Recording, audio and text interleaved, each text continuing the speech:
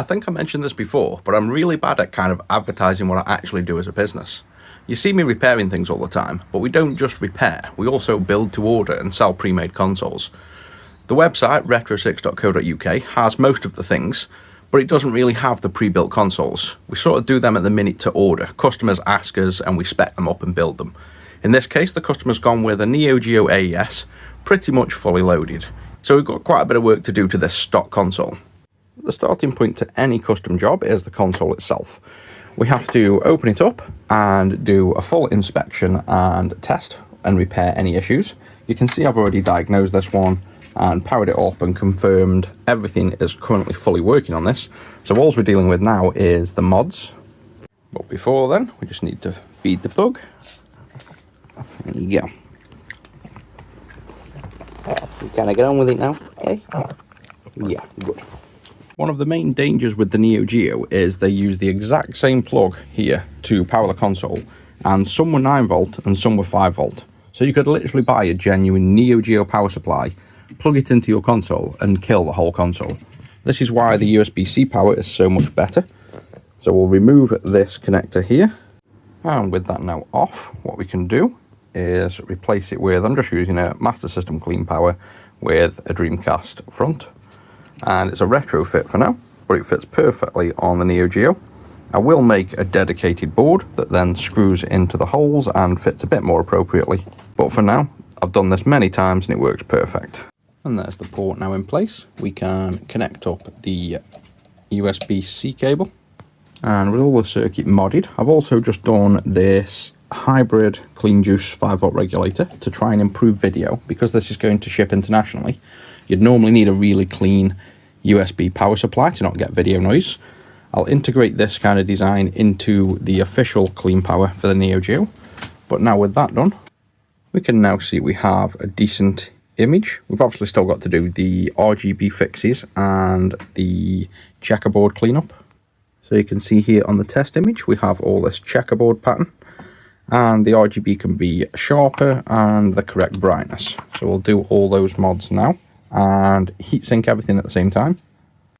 That's the checkerboard fixed, all the heatsinks on, the RGB levels corrected here.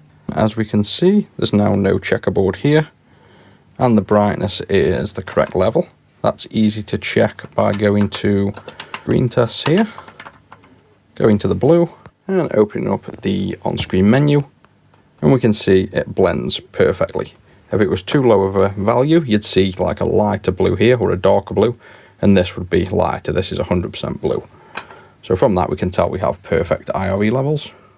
And then to wrap up, we've got the UniBIOS to install, the power button to make green, and the recap to do. With the old caps now off, the old BIOS out and UniBIOS in, it's time for some QC. Let's just test the power light, and you can see we get a nice glow there. And it boots up into 240p test suite, which is the default on this at the moment. Let's first test memory cards. So this is a clone new memory card that doesn't need a battery, so it's got FRAM. The memory cards go in here. So if we just insert it with the power off, turn on, we can see it's selected bank 4. There's a little switch under here, and you basically just squeeze firm and let go, and then it bounces between the banks. I'll go to bank 1. Then on the controller, hold all 4 buttons while we turn on or reset, and we'll get to the memory card manager. We'll first check if there's anything, which there's no data, but it's already formatted, so that's fine. So all we need to do now is go and play an actual game. I'll test on Metal Slug X.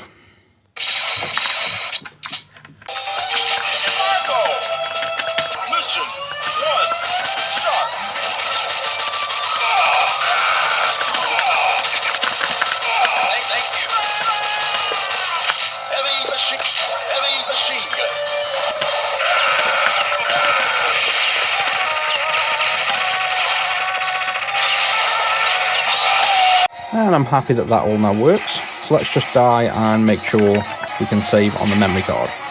So once you're finished, you should get the option now to save. And there you go. Save data, yes. Save OK. And now what we want to do is just reset the console while holding all 4 buttons to get to the memory manager. We go to display, You can see we now have Metal Slug saved. So we're happy that the memory card works. We've tested actually on a game and on a flash cart already, and all the buttons and controllers work. The audio's working good. So I'm happy to call that one ready to go to the customer.